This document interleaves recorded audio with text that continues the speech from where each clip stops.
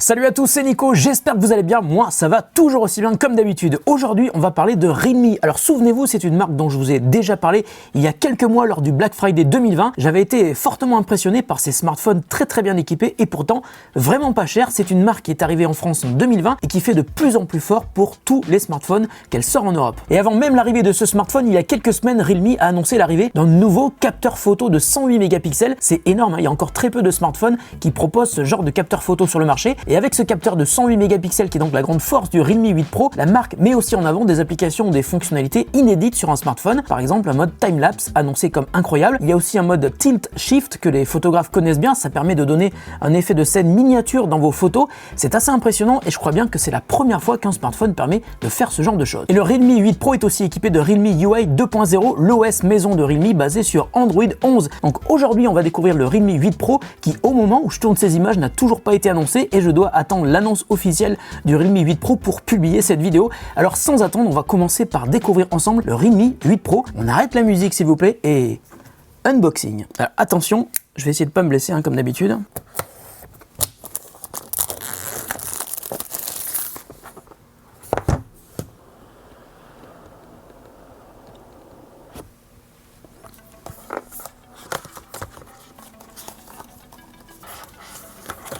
Alors il y a une coque de protection qui est livrée avec, c'est une bonne idée. On a un énorme chargeur Super Dart qui est livré avec. Je pense que c'est pour la recharge hyper rapide, on verra combien tout à l'heure. Et puis il y a un câble USB type C vers USB type A. Donc je pense que ce câble qui est de couleur jaune doit être significatif d'une vitesse ultra rapide, ou alors c'est tout simplement parce que la marque de Realme c'est jaune. On verra ça plus tard. Il est super fin, c'est impressionnant.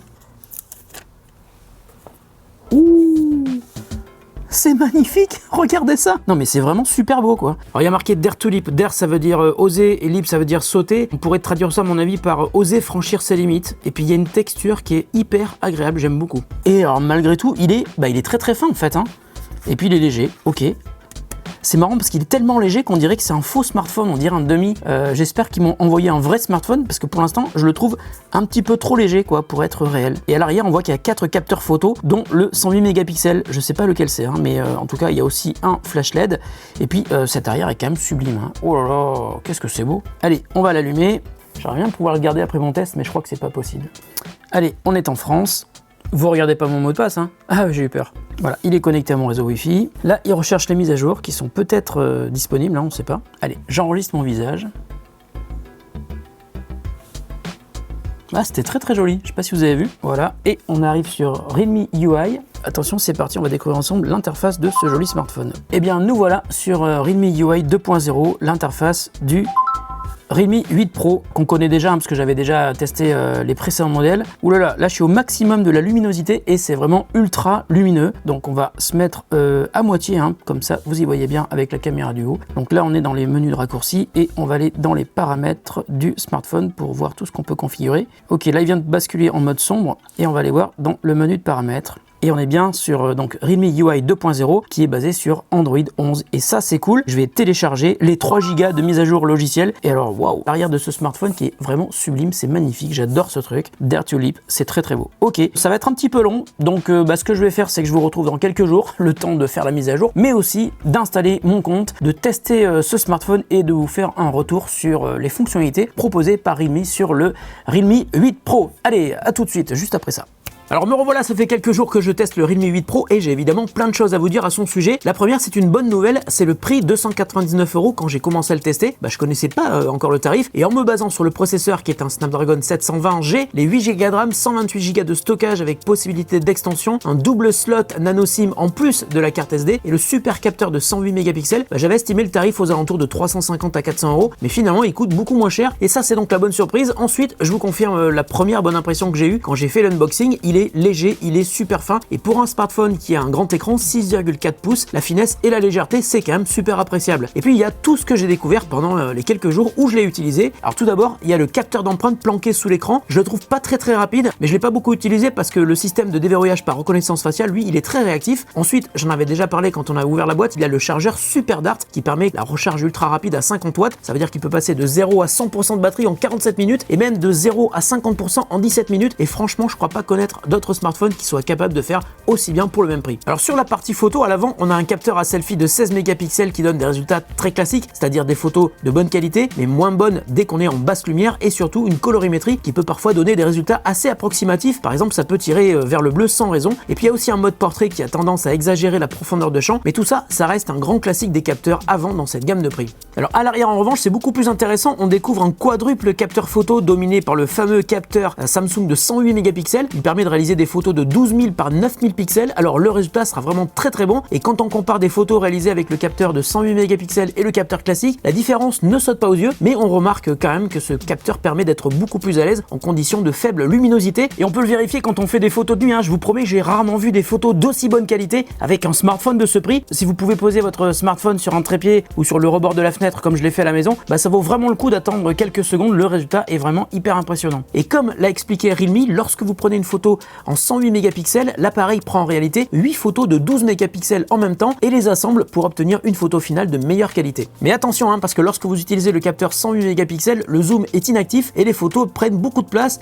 entre 20 et 30 mégas par image, et même s'il y a une belle capacité de stockage et qu'on peut donc aussi étendre avec une carte microSD, attention car votre smartphone peut vite se remplir. Alors le capteur de 108 mégapixels va servir aux photos grand angle, zoom 3x, zoom 5x et portrait, et cette agrégation va aussi servir pour le zoom 3x qui en fait n'est pas un zoom optique. En profitant de l'énorme résolution du capteur, Realme a développé le in-sensor zoom, et comme son nom l'indique, lorsque vous prenez une photo en zoom 3x, l'appareil zoom dans le capteur, et d'après Realme ça donne un résultat supérieur à un zoom optique. Alors sur le papier ça doit être effectivement aussi bon, supérieur je suis pas sûr, mais en tout cas comme l'a fait Google sur ses pixels, le traitement logiciel, parce que c'est lui qui va surtout bien bosser, c'est quelque chose qui évolue avec les mises à jour, et ce fameux in-sensor zoom pourrait devenir super intéressant s'il permettait notamment de faire des zooms supérieurs à 3x, toujours en zoomant à l'intérieur du capteur. Alors les autres capteurs vont être le capteur ultra macro et le capteur ultra grand angle. D'ailleurs le capteur ultra grand angle marche en vidéo mais jusqu'à 1080p uniquement. Si vous filmez en 4K, il faudra se contenter du capteur grand angle classique. Alors sur la partie photo et vidéo, il y a pas mal de choses à dire, et j'ai testé par exemple le fameux mode tilt shift qui permet donc de faire des scènes qui font penser à des maquettes. Il y a plusieurs options sympas. On peut choisir une zone centrale circulaire qui sera nette et tout ce qui sera en périphérie sera alors flou, ou alors on peut choisir un effet de netteté plus carré, et là ce seront uniquement les bords gauche et droit qui seront flous. D'ailleurs dans les deux modes, circulaire et carré, vous pouvez aussi choisir le niveau de flou, un petit peu comme on choisit la force du bokeh, le flou d'arrière-plan dans les photos en mode portrait. L'effet final va évidemment dépendre de ce que vous prenez en photo, mais j'avoue que c'est la première fois que je vois ça sur un smartphone, et sur des photos de paysage, ça peut donner de très bons résultats, mais c'est un petit peu du qui tout double, hein, parce que si la scène ne s'y prête pas, et ben là ça peut donner quelque chose qui va ressembler à n'importe quoi. En revanche, j'ai quelques réserves sur certaines fonctionnalités. Je n'ai pas réussi à faire de bonnes photos avec le mode ultra macro. À mon avis, il faudra peut-être attendre une mise à jour pour l'améliorer, parce que pour l'instant c'est pas vraiment terrible. Tous les essais que j'ai fait donnent des photos qui sont plus ou moins floues, mais comme je vous le disais pour les autres fonctionnalités, c'est logiciel, donc on espère que ça va vite être mis à jour pour être corrigé. Alors en vidéo, on peut monter jusqu'à 4K à 30 images par seconde. Il n'y a pas de stabilisation optique, mais la stabilisation électronique est plutôt efficace. Vous pouvez aussi faire des vidéos au ralenti, ça sera pas mal du tout, mais ça sera quand même limité à du 1080p. Et puis autre bonne surprise pour un smartphone de cette gamme, le mode timelapse que je trouve très réussi. Le timelapse, c'est une vidéo en accéléré, et dans le cas du Realme 8 Pro, l'exposition reste fixe pendant la prise de vue, ce qui permet d'avoir une vidéo finale très douce et sans à-coups, et ça c'est vraiment plutôt rare sur un smartphone Android.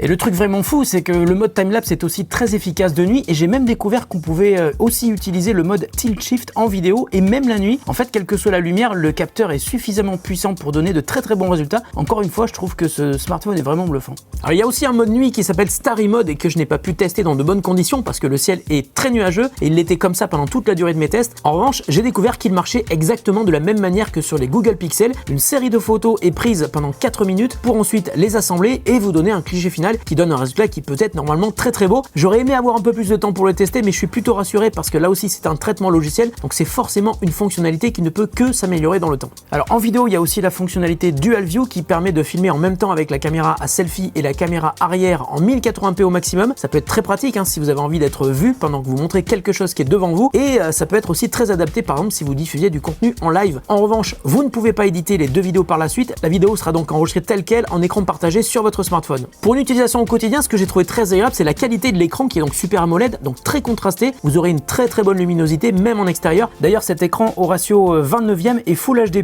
avec une définition de 2400 par 1080 pixels. Mais j'ai quand même une réserve hein, sur ce smartphone, c'est le processeur que je trouve un petit peu limité pour toutes les fonctionnalités que propose le Realme 8 Pro. Le capteur de 108 mégapixels permet de faire plein de choses intéressantes, mais le Snapdragon 720G peut sembler un petit peu à la peine quand vous le sollicitez beaucoup et le processeur montre parfois aussi ses limites lors de la navigation. En termes d'autonomie, c'est assez confortable parce qu'il y a une batterie de 4500 mAh et on peut largement tenir un jour et demi en utilisation classique. Et la très bonne nouvelle, c'est qu'il y a une recharge rapide à 50 watts qui permet de repartir pour une journée de charge, même si vous le laissez brancher une vingtaine de minutes, on va dire. Attention, en revanche, il faut impérativement le chargeur livré avec, car c'est un système de charge propriétaire. En résumé, si vous cherchez un bon smartphone pour la partie photo et vidéo avec un aspect créatif très développé, je pense que vous devrez être super intéressé par le Realme 8 Pro et son capteur de 108 mégapixels pour un prix de 299 €. Pour moi, c'est vraiment une très bonne affaire. Ah, attendez, je me permets de rajouter quelques infos puisque c'est fait. Realme vient d'annoncer officiellement le Realme 8 Pro et ils m'ont donné des détails que je n'avais pas ce matin quand j'ai commencé à tourner la deuxième partie de cette vidéo. Les précommandes sont ouvertes. Si vous précommandez le Realme 8 Pro